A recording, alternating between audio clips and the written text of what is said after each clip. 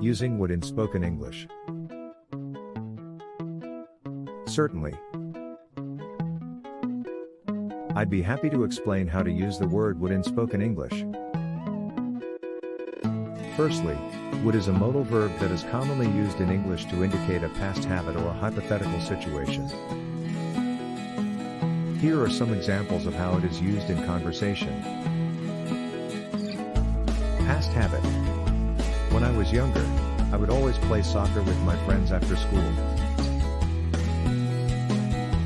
I used to smoke, but I wouldn't recommend it to anyone.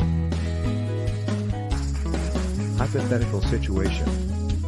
If I had more time, I would travel the world. If it were warmer outside, I would go for a run. In both of these cases, would is used to describe something that may or may not happen or have happened, depending on certain conditions. It is important to note that would is often contracted in spoken English. For example, I would is commonly contracted to I'd, and you would is commonly contracted to you'd. I hope this helps. Let me know if you have any further questions.